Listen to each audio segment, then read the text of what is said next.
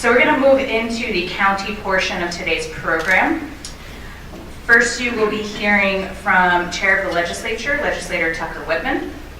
Legislator Whitman represents District 1, which encompasses Sterling and Victory, and was just elected chair in January of the legislature. He entered this position as chair, aiming to foster bipartisan collaboration and find common ground to create positive progress in the community. Following Legislator Whitman, you'll hear from County Administrator Justin Woods.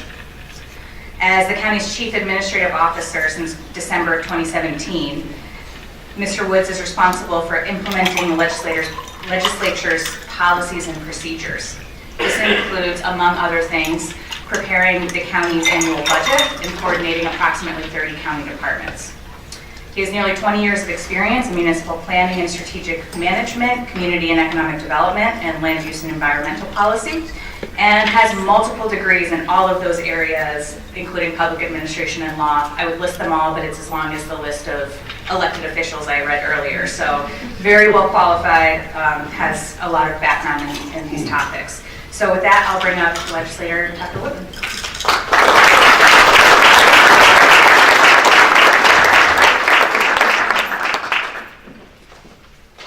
She knows to keep me on track.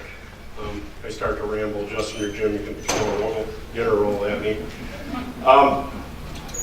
As part of the responsibility of chairman of the legislature, I feel like it's my duty to apologize for legislators' actions and past chairpeople's actions. And I heard 2 years ago the chairman sang a song. I would like to apologize for Keith.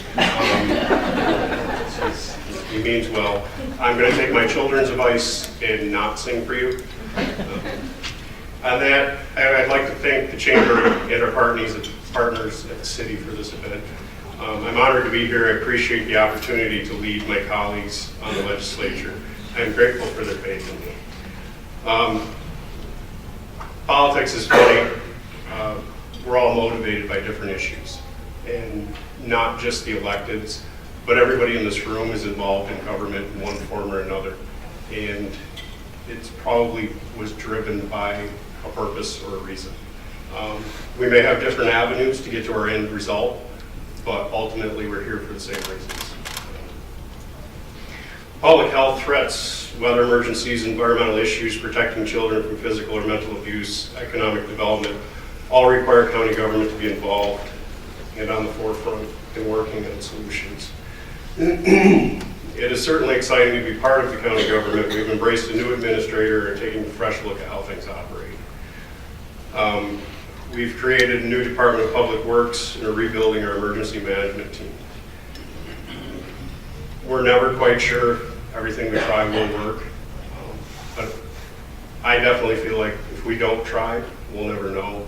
And sometimes a new perspective on things is a blessing and gives us the opportunity to find different avenues. And on that, I really don't have a lot to add. And at this time, I'd like to introduce our county administrator, Mr. Woods, and he will give a presentation on the state of the county.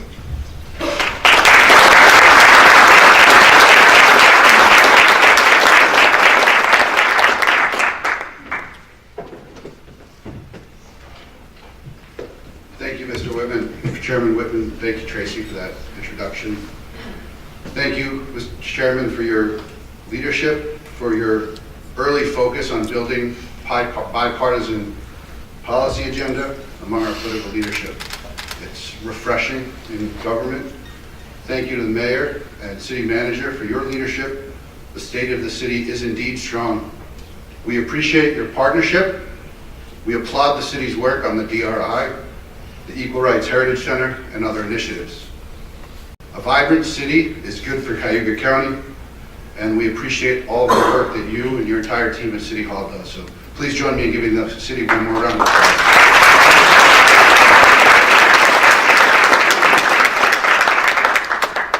Thanks again to the Chamber for hosting this annual event that brings together our community to reflect on our collective work, our challenges, and our opportunities. Thank you to our hosts and servers. We appreciate your service today, your hospitality, as the mayor said. And most importantly, thank you to the county legislature and to the county staff. Could everybody from the county please stand up?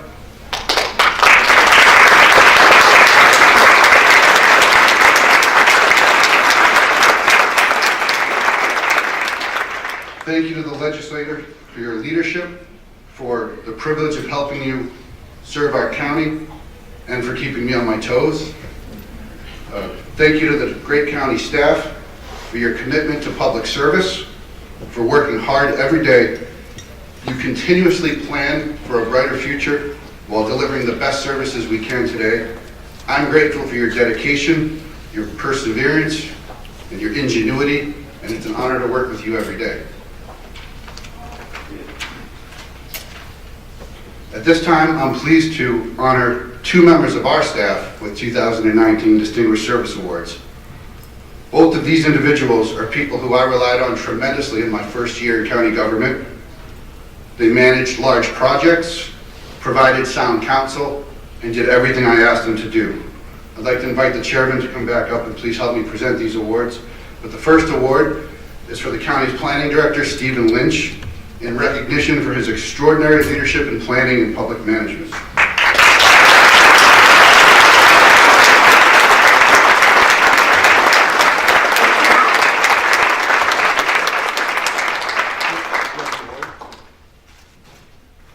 You have the award.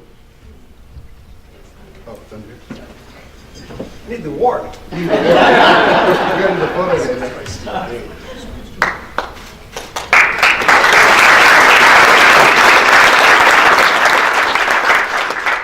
From facilitating the county's shared services plan to overseeing emergency management, working with the health department on various water quality initiatives, Steve does it all.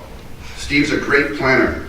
He's a colleague that I've respected and admired since long before I came to Cayuga County, early in my career. One who, since I've arrived, has been a dependable and trusted partner on countless projects in innumerable ways. Thank you, Steve, for all of your work and dedication to this community.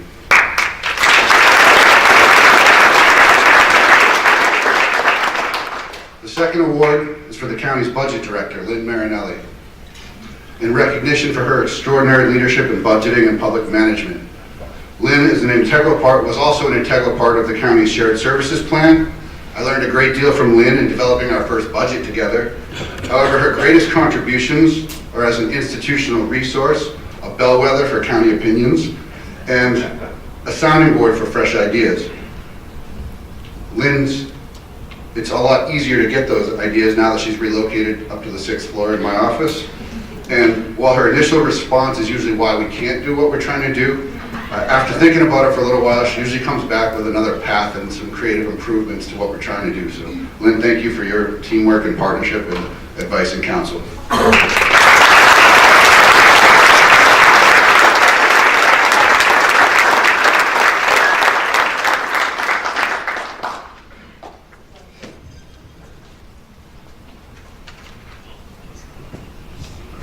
During my first State of the County last year, we spoke of a host of challenges facing county government. I told you that the state of our county is not without challenges, but that the team entrusted with the county operations are meeting the challenges and opportunities we face together and with our local partners.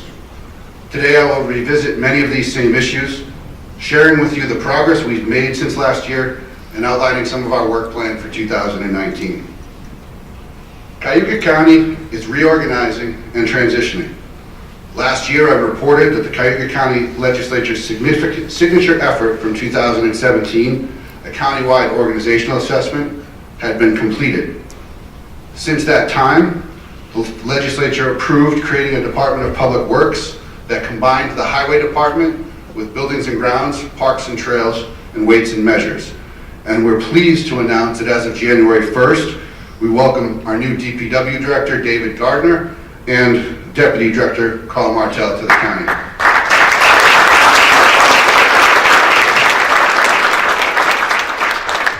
David brings significant leadership experience and financial management skills from his various fiscal roles in federal government, in the military, and at the Pentagon. And Carl is an engineer who brings much needed design and project management skills to our Public Works team. So we're so grateful to have you both on the team. Thank you for joining us and for the great work you've already started doing this year. Together, David and Carl are building on the great work that Bill Dajnar did last year in the Highway Department as we continue to integrate our Public Works functions. Very soon, in the next quarter, we'll be kicking off a capital improvement planning process.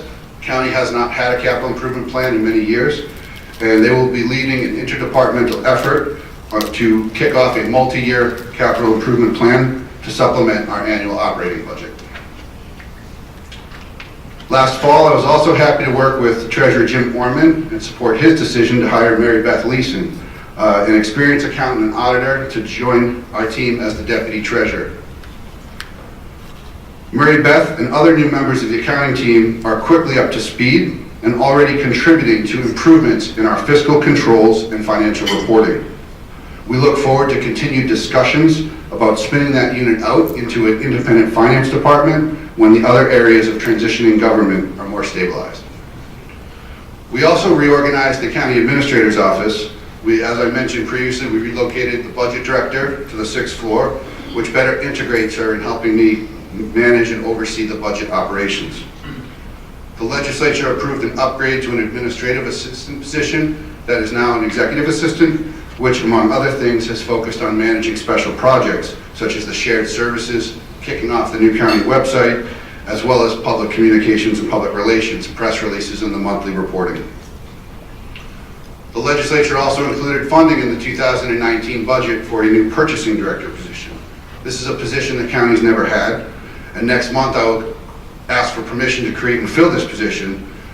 In addition to the cost savings we expect from more professional purchasing and procurement, we expect this position will greatly improve our compliance with state procurement policy, something you'll hear more about very shortly when the Office of State Controller releases its procurement and claims audit of the county. We expect the purchasing director will also be an important part of implementing joint procurement in our shared service plan implementation. So thank you to the legislature for supporting those initiatives that advance our operations in so many significant ways. We have several technology updates. As I mentioned, we rolled out a new ADA compliant website, and the legislature approved a project to codify the county laws. The website went live in January, less than 5 months after project kickoff, which for anybody who's ever managed a website project is remarkable for any website, especially one that involves the complexity of departments and topics that are on a county government site.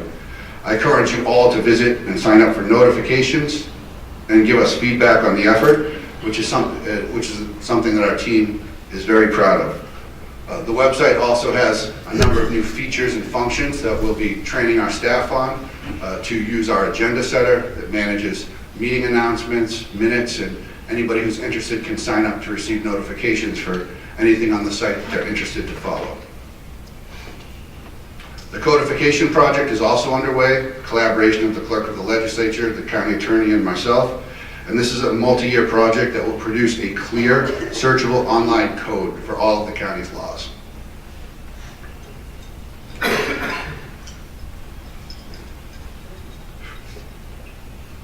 And the legislature included funding in the 2019 budget to implement a case management software for the Department of Social Services and to develop an automated time and attendance system. Both of these projects are in our work plan for 2019, and we've had several other investments in technology throughout the year. The county clerk's office has a new online record system. Civil service has a new online portal for exams and applications, as well as a number of internal functions. Real Property is updating its image system and is piloting a new statewide software. And we are planning training to make greater use of technology previously purchased but not adequately deployed or utilized. I have a few other key staffing updates I'd like to share. 2018 saw the addition of Jessica Strassel, our energetic and exciting new Veterans Director. Jessica is bounding across the county, collaborating with other departments, and helping us expand and reimagine what our vision of delivering veteran services is and can be. Later this spring, Jessica and I will be proposing the creation of a Veterans Advisory Board to the county legislature that will advise the legislature and be supported by Jessica's staff on veterans issues. We have a new legal team. County Attorney Chris Palermo, who likely needs no introduction, having been a local business owner, elected official, attorney, and judge, and Rich Graham, who brings 30 years of municipal law experience, 15 as a county attorney. Their combined vision, experience, and leadership are supporting the county in a variety of ways, and we look forward to their fresh approach to rebuilding the county attorney's office into a modern municipal law practice. Thank you and welcome, and congratulations to you both on your new roles.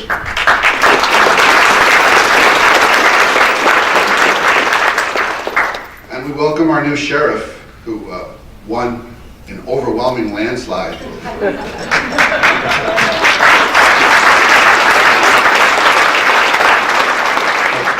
Nonetheless, congratulations, Sheriff, and we welcome you and your new management team under Sheriff Steve Smith and Jail Administrator Robert Elser. We look forward to your ideas and partnership as we deal with a variety of issues in public safety as well as state reforms to the criminal justice system. So thank you, you've hit the ground running, and we really appreciate your energy and enthusiasm and partnership.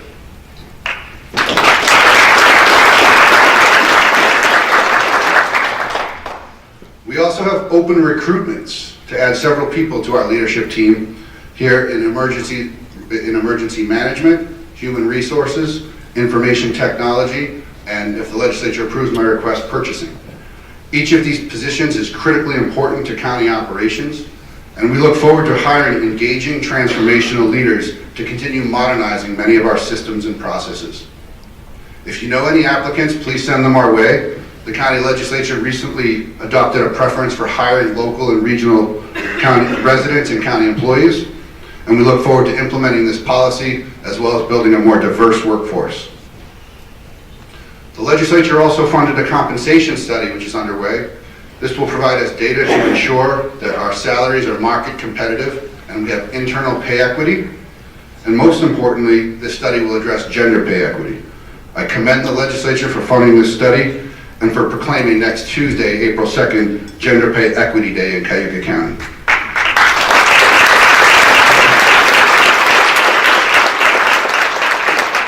We should all commit to equal pay for equal work. I have some other updates from last year. Last year I told you how the county mobilized and brought together a multi-organization coalition in response to the opioid addiction crisis in our community. The county continues to work with community partners to address addiction. Cayuga County Mental Health permits walk-in and provides medication assistance to its patients. And the county is funding Nick's Ride, a recovery center for providing advocacy to recovering addicts. The county is also taking a more formal role in the evaluation of individuals in the drug and behavioral courts and increasing our substance abuse services in the county jail by providing enhanced peer and treatment support. With the county legislature's support, the jail will soon be hiring one of the first dedicated transition coordinators in the state of New York, and this will help people when they're being released be in touch with the services they need. Research has shown this to be a cost-effective way to reduce recidivism and relapse. So we commend the Department of Social Services, the Mental Health Department, and the jail staff for putting this program together and the legislature for supporting it. Last year I told you about some criminal justice updates. I told you about the state potentially increasing funding for indigent legal services and our ongoing plan to comply with the Raise the Age legislation, which went into effect for raise the age of criminal responsibility to 17 last October 1st and will increase again to 18 this October 1st. We're pleased to announce that the county has received a multi-year $3 million grant to expand our indigent legal services program. Lloyd Hoskins has been one of the leaders in this field for many years.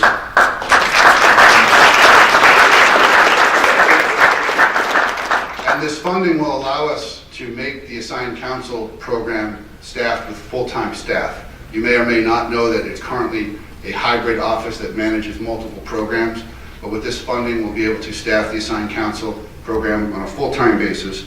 And more importantly, as I mentioned last year, this funding will help New York State meet its long unfulfilled constitutional obligation under Gideon v. Wainwright to provide counsel to service to those who can't afford them. The Supreme Court has held that the guarantee of counsel is a constitutional right, a fundamental right to a fair trial.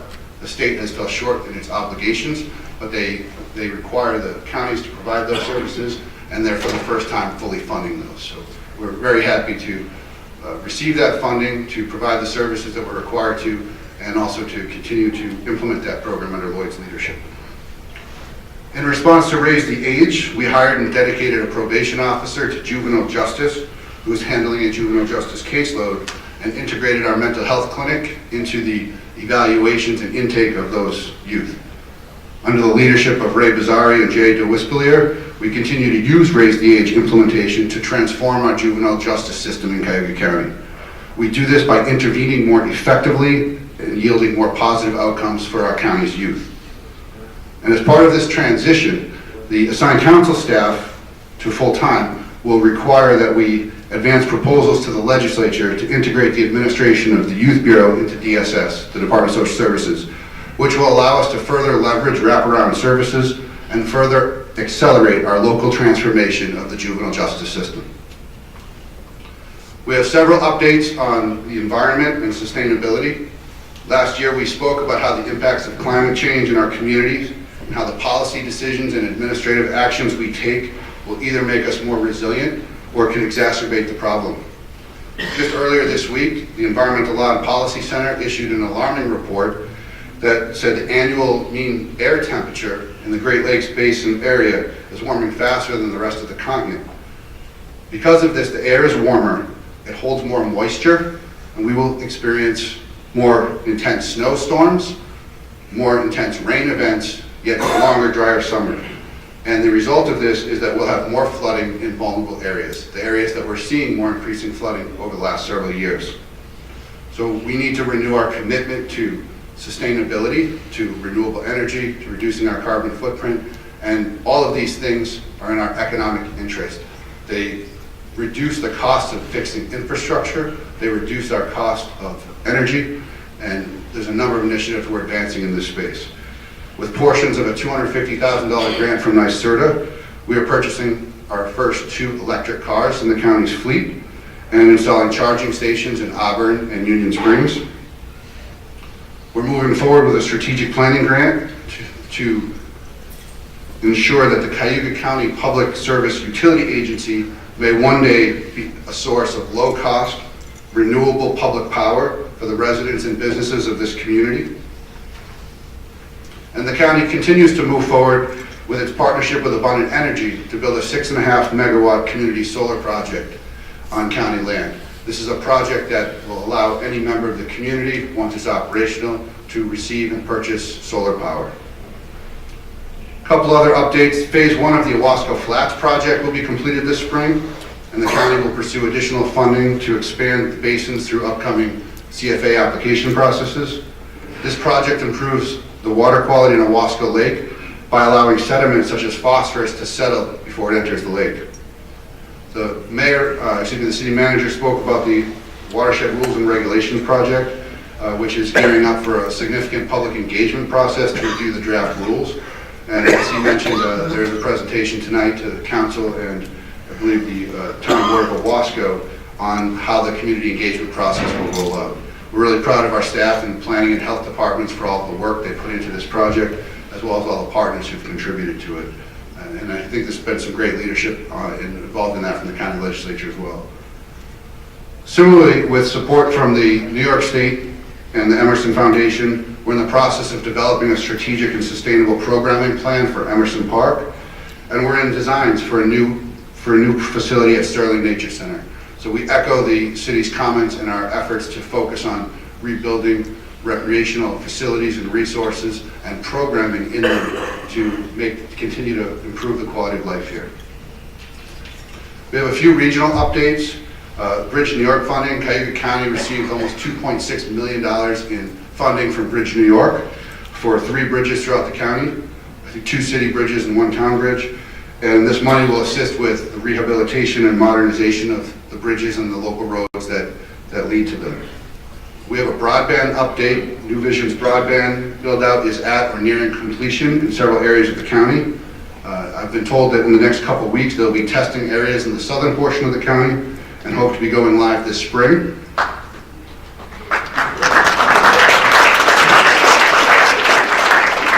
Cabling in Conquest and Victory continues and is scheduled to go live later this year. New Visions is expecting to offer download speeds of up to 100 meg to 1 gig, depending on the plans purchased. So this is transformational in our rural communities to have access to broadband. It's transformational for quality of life, it's transformational for economic development, and it's long overdue. So we're looking forward to being able to make sure that all of the residents in the county can fully use these new website tools that the legislature has allowed us to build. With funds from the New York State Department of State and the Cayuga County Legislature, the Cayuga Water and Sewer Authority recently completed the Regional Master Plan. The plan recommends creating a second water source on Cayuga Lake and forming a single county water district for more efficient operations. Executing this course is a smart long-term strategy for municipal government finance, public health, and economic development. The recommendations may be phased and a very suitable topic for our future shared service conversations.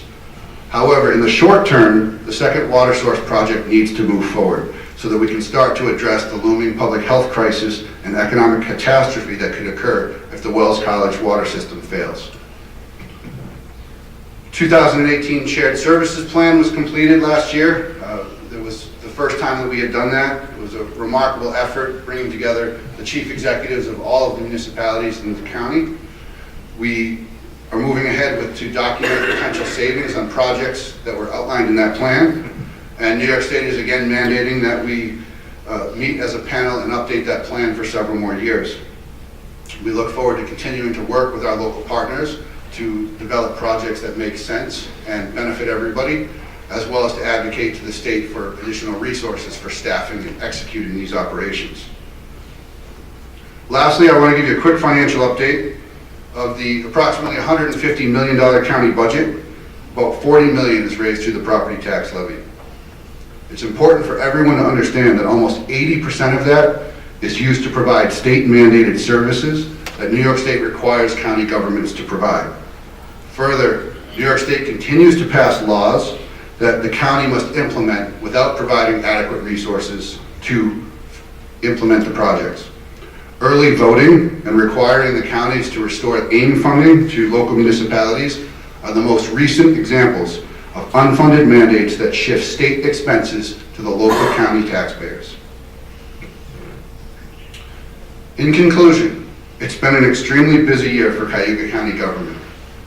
We have moved forward on a number of deliberate organizational initiatives, leveraged strategic opportunities, adapted to planned and unplanned transitions, invested in training and technology to better serve our community, and maintain fiscal responsibility. Ladies and gentlemen, as I said last year, the state of our county is not without challenges. However, your elected leaders, in partnership with your professional staff, continue to adapt, improvise, and respond to the challenges we face, and the county remains a wonderful place to live, work, learn, and play. Thanks again to the county staff and the elected leaders for their dedication and commitment to public service, to our awardees, Steve Lynch and Lynn Marinelli, and to Monica for helping me prepare all these slides. Once again, thank you to the Chamber for the opportunity to address you this afternoon, and to the County Legislature for entrusting me the great privilege and responsibility of helping you administer this county government. Thank you.